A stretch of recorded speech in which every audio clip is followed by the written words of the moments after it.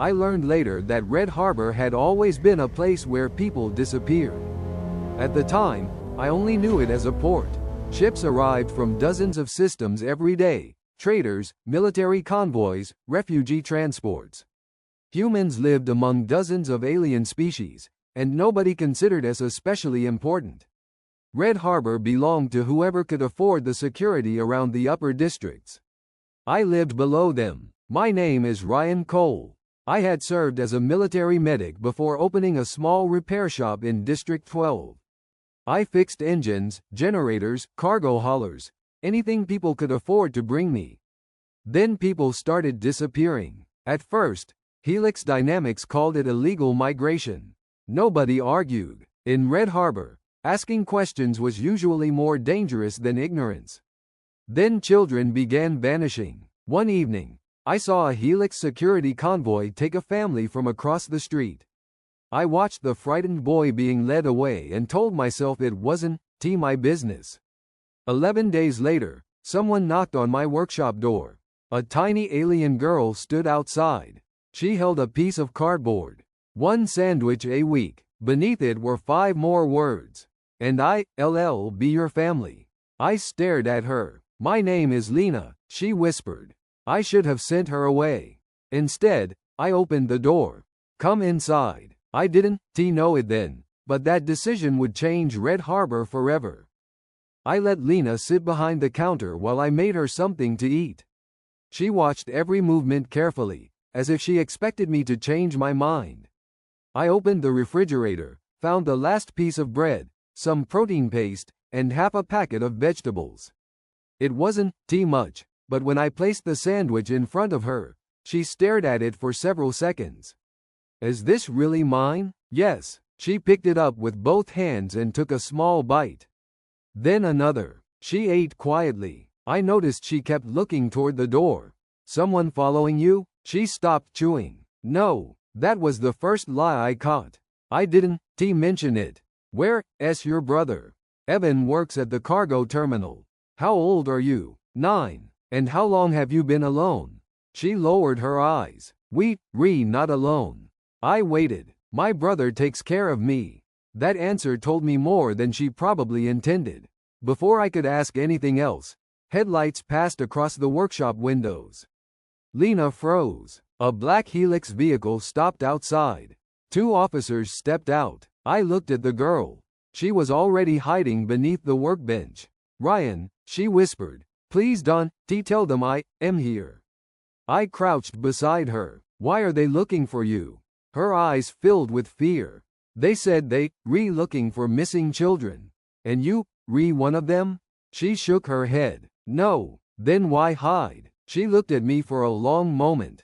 "Because the children they find don't come back." A knock sounded against my workshop door. 3 slow knocks. I stood. Lena grabbed my sleeve. "Please." I looked toward the door. Then at the frightened child hiding beneath my workbench. I had spent years learning how to keep people alive. I suddenly realized that sometimes the hardest part wasn't knowing how to save someone. It was deciding whether you were willing to become involved. I opened the door. "Can I help you?" The officer outside was a Helix security agent. His armor was clean, expensive, and completely unnecessary for knocking on a mechanic's door. "Evening," he said. "We're conducting a search." I kept my expression neutral. "For what?" "Missing minors." His partner stepped closer, scanning the workshop through the open doorway. I moved slightly to block his view. "You have a warrant?" The officer paused. "We don't require one under emergency corporate security provisions." "Then you not searching." His eyes narrowed. Behind me, I could hear the faint hum of the refrigeration unit. "Nothing else." "Are you refusing a Helix investigation?" "I am refusing an illegal search." The officer studied me. "You understand who owns this district?" "Helix. And you understand what happens to people who interfere?" "I repair engines," I said. "I don't interfere with anything." He looked past me again. Then his scanner beeped. My stomach tightened. The officer glanced at the display. "Biological trace detected." I didn't move. "That's probably me." He frowned. Secondary trace. I shrugged. Old equipment. This place is full of biological residue. The scanner beeped again. For a moment, I thought they would push past me. Then a cargo hauler came screaming around the corner, forcing both officers to step aside.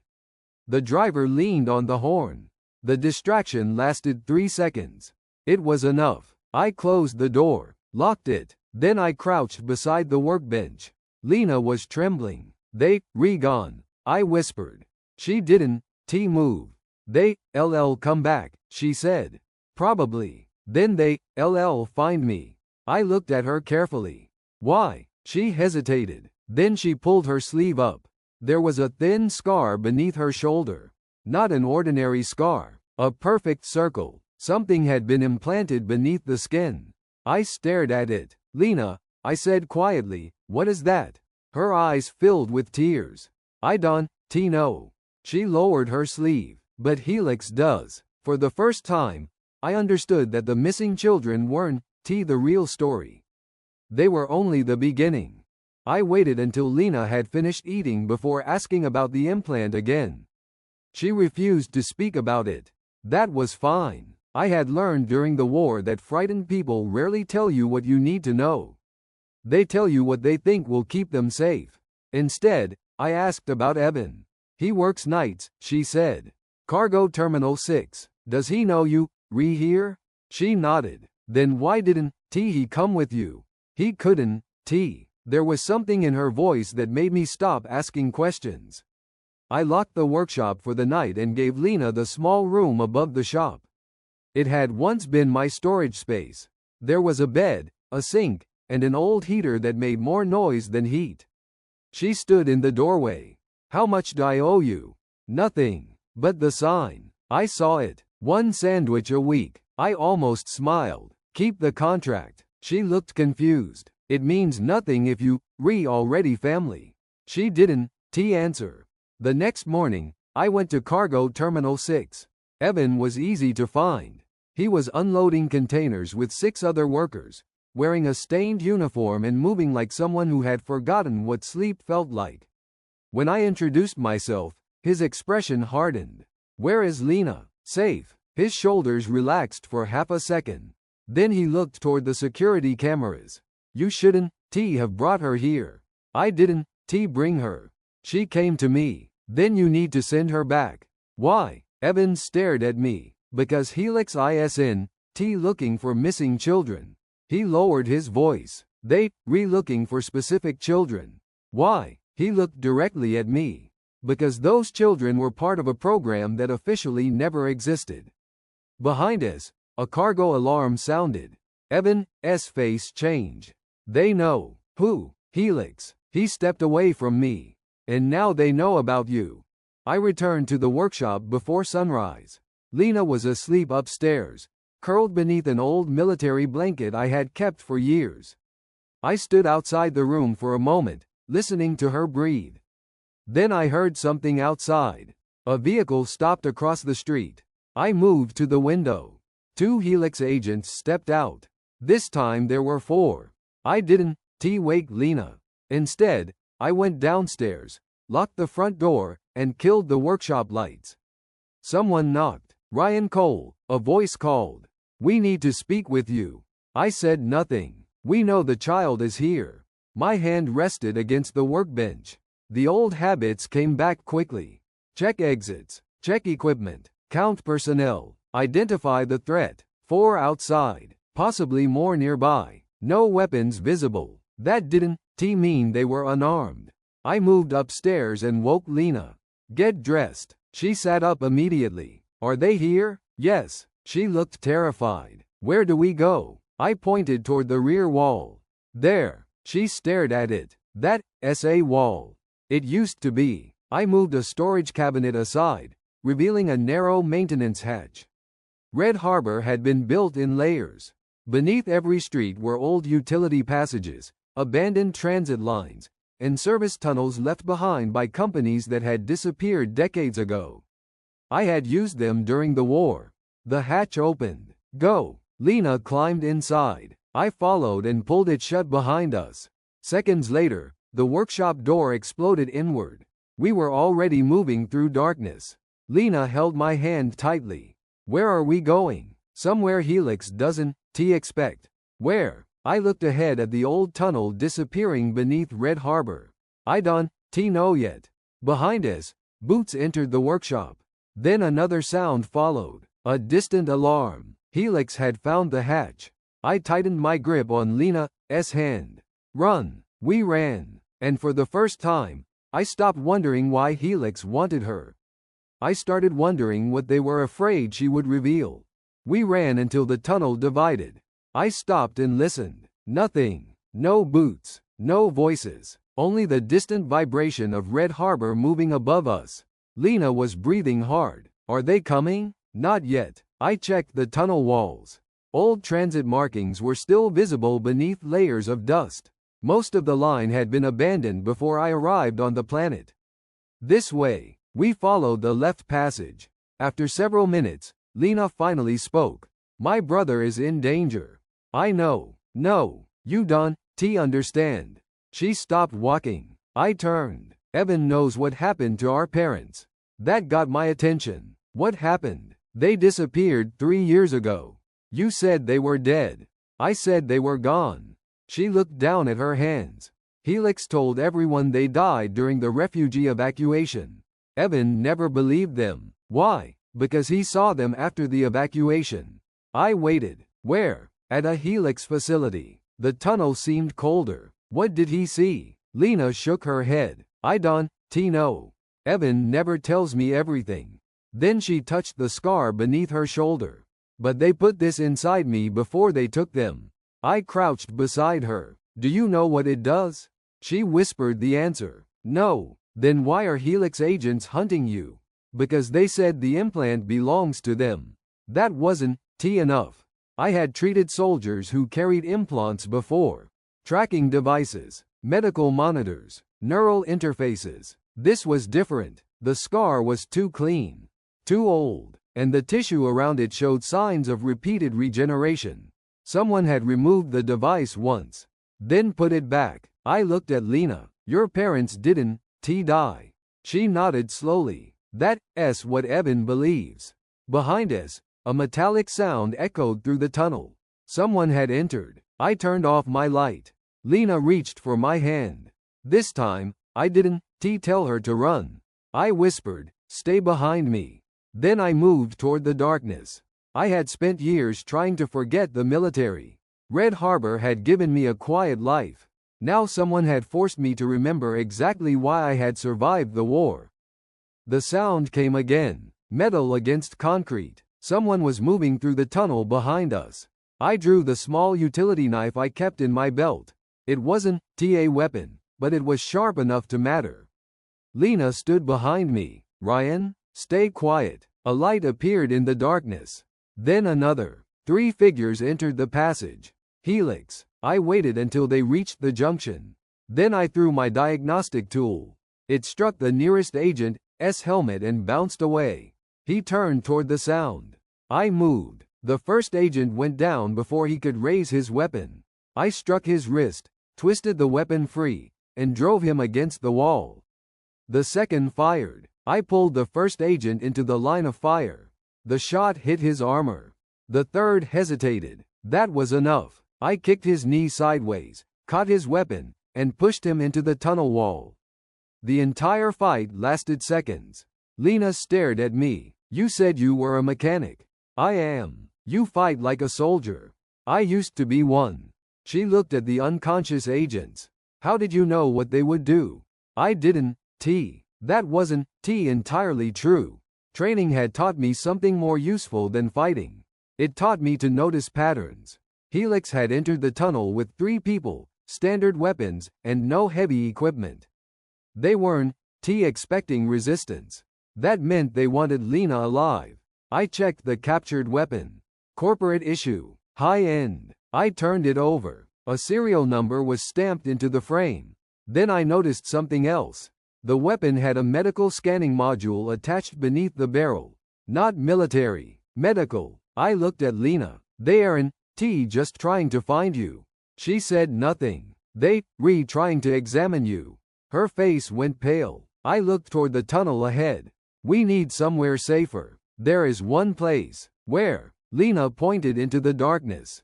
Below the old hospital. I followed her gaze. Why there? She swallowed. Because that's where they took my parents. And suddenly, the tunnel no longer felt like an escape route. It felt like a road leading directly into the truth. The old hospital had been abandoned for 19 years. I knew the building. Everyone in District 12 did. It stood beneath the eastern freight lanes, buried between warehouses and forgotten transit lines. Helix had sealed it after a reactor accident, or so the official records claimed. Lena led me through a maintenance passage and stopped before a rusted security door. Here, I examined the lock. It was old, but someone had recently replaced the power conduit. How do you know this place? Evan brought me here once. When? Before he started working for the cargo terminal. I opened the panel and bypassed the lock. The door slid aside. Inside, the air smelled of dust and disinfectant. That was wrong. Abandoned buildings didn't smell clean. We entered. The lights remained active. Dim emergency strips illuminated a corridor lined with observation rooms. Most windows were dark. One still showed the outline of a medical bed. I walked closer. There were restraints attached to it. Lena stopped behind me. They kept children here. I looked at her. How many? I don't know. A terminal suddenly activated. The screen displayed a medical file. No name, no species, only a sequence of numbers. Then another file appeared. Then another. Dozens. All marked with the same classification. Project Orpheus. I felt something tighten in my chest. Ryan, Lena whispered. I turned. She was staring at the terminal. My name is there. I looked again. At the bottom of the screen was her identification number. Beside it were 3 words. Status. Active subject. Then the screen changed. A diagram appeared. It showed Lena's implant. But beneath the medical information was something I hadn't expected. Coordinates. A location far beyond Red Harbor. A ship designation. And a status message. Vessel. Lost. Crew. Unconfirmed. Last signal. 11 years ago. Lena stepped closer. That's my mother. I looked at her. What? She pointed at the screen. Her voice. The terminal began playing an old recording. A woman's voice filled the room. Ryan, if you found this, don't let them take my daughter. Then the recording ended. The recording ended, but nobody moved. I stared at the terminal. Lena was crying silently. That was my mother, she said. I believe you. She wiped her face. She's alive. We don't know that. The recording said don't let them take me. It was recorded years ago. Lena looked at me. Then why would she say it? I had no answer. I returned to the terminal and copied everything I could onto a portable drive. The files were encrypted, but the medical data was clear enough to understand one thing. Project Orpheus had not been a treatment program. It had been research. Children from refugee transports had been selected because nobody would notice if they disappeared. Lena was one of them. So were dozens of others. Then I found Evan's name. His file was different. Non-subject. Witness. I stared at the classification. He knew, I said. Lena nodded. He tried to protect me. A door slammed somewhere below us. I shut down the terminal. They here. We moved into a storage room and waited. Footsteps entered the corridor. Several people. More than before. I counted 6. Then a voice came through the door. Ryan Cole. I recognized it. The Helix officer from my workshop. They made this unnecessarily difficult. I looked at Lena. She was terrified, but she didn't run. The officer continued. Give us the girl, and Evan Cole remains alive. My blood went cold. Her brother? Cargo Terminal 6. I understood then. The hospital had never been their target. It was bait. They had followed us because they wanted me to discover the files. They wanted me to understand exactly what they could take away. I checked the emergency exit behind us. Locked. One route remained. I handed Lena the drive. Whatever happens, don't lose this. What are you going to do? I looked toward the door. They spent years trying not to be a soldier. I tightened my grip on the stolen weapon. Tonight, I am going to be one again. I opened the door before Helix could. The first agent raised his weapon. I fired first. The shot struck his shoulder and threw him backward. The others reacted immediately, but the corridor was too narrow for all of them to move at once. I stepped behind the doorway. They fired. The walls shook. Lena stayed behind me, exactly where I had told her. I waited. Then I heard the weapons click empty. I moved. 3 seconds later, the corridor was silent. I checked the fallen agents. Alive. I took their communications equipment and looked at the security channel. One transmission was active. Evan's location appeared on the screen. Cargo Terminal 6. I turned to Lena. We going. She nodded. We reached the terminal through an old service tunnel. The place was almost empty at that hour. Almost. Helix had shut down the cargo platforms and surrounded the central loading area. Evan was on his knees beside a transport container. There were at least 20 guards. The officer stood behind him. Drop the weapon, Ryan. I did. It landed on the floor. Lena stepped forward. The officer smiled. Good girl. Evan looked at me. His expression told me not to surrender. I ignored him. Let him go. The officer shook his head. First, the drive. I looked at Lena. She understood. She pulled the storage device from her pocket and held it up. The officer reached for it. I threw a small medical flare across the floor. White light exploded through the terminal. Everyone reacted instinctively. That was enough. I moved toward Evan. Lena ran in the opposite direction. The guards split. They chose her. That was their mistake. Evan and I reached cover. Can you walk? He nodded. Where's Lena? I looked across the terminal. She was already disappearing between the containers. I smiled despite myself. Smart kid. Then the lights returned, and Helix realized they had lost all 3 of us. Not because we were stronger. Because they had forgotten one simple thing. People who have already lost everything are very difficult to control. We escaped through the loading tunnels and reached the lower transit level before Helix could seal the district. Evan leaned against the wall, breathing hard. You shouldn't have come. I know. You don't understand what they capable of. They seen enough. He looked at Lena. She was holding the storage drive against her chest. They never stop now, Evan said. Then we stopped them first. He shook his head. You think this is about Lena? I looked at him. It's about the program. No. He lowered his voice. It's about what the program found. Before I could ask, every light in the tunnel went out. A second later, my stolen communicator activated. One message appeared. Come alone. Beneath it was a location. Helix Central Research Tower. Evan stared at the screen. They have us surrounded. I checked the tunnel. He was right. Boots echoed from both directions. Then Lena spoke. I know another way. She pointed toward a maintenance shaft. We climbed for several minutes until we reached an abandoned transit platform beneath the corporate district. Above us stood Helix Tower. I looked at the building. Hundreds of floors, thousands of employees, private security, medical laboratories, data centers, and somewhere inside, the answers we needed. Go in, I said. Evan grabbed my arm. No, they want me. They want Lena. Exactly. He understood. I handed him the drive. Get her out of the city. What about you? Follow.